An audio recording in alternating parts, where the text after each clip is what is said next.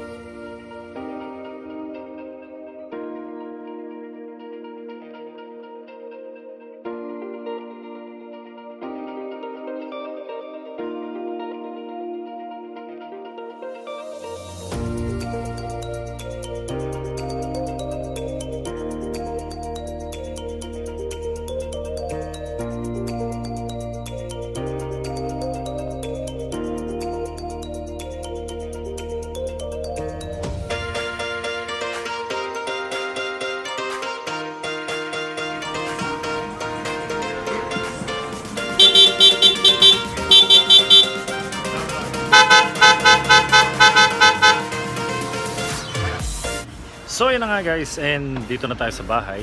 So tapos na, naiuwi na natin si King Basilio. So tapos na yung na-install na yung yung mini driving light, also the dual horn. Yan. So testingin natin. So ngayon pakita ko lang sa inyo kung ano yung function ng dual horn at saka nung mini driving light natin. Okay, let's go. So yun guys, ito na yung pinalagay nating mini driving light. Yan. So, nangyari, ginawan siya ng bracket dito. Ayan, gumawa na lang ng bracket para may lagay yung mini driving light natin. So, nasa ilalim siya ng yun, sa may shock. Sa may crankshaft. So, tapos dual horn. Yan, isa natin busina. Meron yung isa. So, Pogi nito. natin, kasama pa rin yung stock horn. So, kung gusto mo ng stock gamitin, yun ang gagamitin mo. Or kung gusto mo naman ng dual horn, yun, may switch tayo dyan. So, ito yung switch. Ito yung switch. Yan. So, dito na tayo nagpabutas ng switch. Yan, kaysa butasan natin ito. Sayang naman. So, dito na lang. So, ang function niya, may ilaw. So, yan yung switch ng ating dual horn. So, pag pinon mo siya, ang tutunog dyan yung pinalagay nating busina. Yun. And syempre, pag nagbusina ka, nagpa-passing light siya. Ayun. Tapos pag pinatay mo yung switch, stock core naman siya. Stock siya, 'di ba? So, hindi lang maano. And syempre yung passing light niya. Ito. Passing light. So, yun yung ilaw. And pag pinasing light nyo siya, kasama rin yung sa headlight natin. Hindi pa bukas eh. I-on natin yung makina. I-on natin yung makina. Alright? So, yan yung stock ilaw natin. So, pag pinasing mo siya, kasabay din yung high niya. And dito. At pag binusina mo, kasama yung sa mini driving light.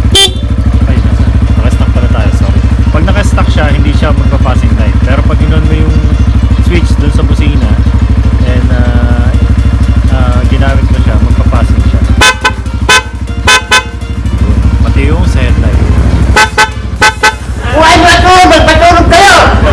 So, yan yung function ng dual core natin. And syempre, kasama na rin sa mini driving light natin. Tapos, may switch tayo dito. So, ito yung ilaw ng sa mini driving light natin. So, yung high natin pinili is color white. Yan na yung ilaw natin. High yan, naka-high. Tapos, sa low naman, yan, yung kulay dilaw, yung pinili natin na passing light. Yung passing naman dito, pag naka-low, yung sa headlight naman yung lalabas. Yan yung ilaw. Naka-low. And pag naka-high, high natin. Right?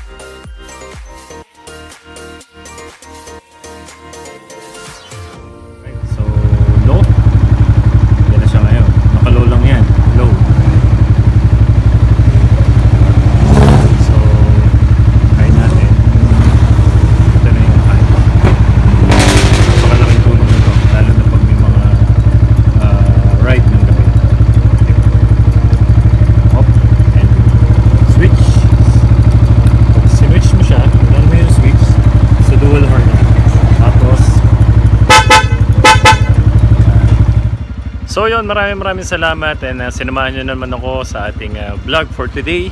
And maraming salamat sa kay John Perez ng Low Profile. Maraming salamat sa iyo. Siya kasi yung nag-install ng mga ilaw. So thank you so much. And sa ating mga subscriber, maraming salamat po sa pagsuporta nyo sa ating YouTube channel, ang Puso Mo Tulungin Vlog.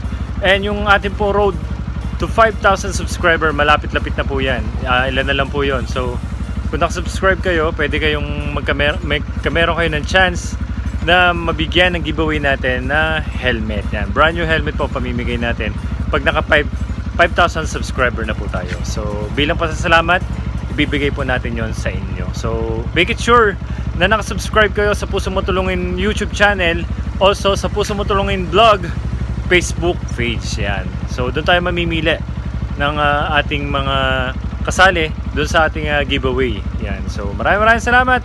And kung hindi ka pa nakapag-subscribe, subscribe ka na. And maaaring ikaw ang manalo ng ating bagong brand new helmet na pamimigay natin sa ating road to 5,000 subscriber. So maraming salamat. God bless po. And to God be all the glory. Bye-bye.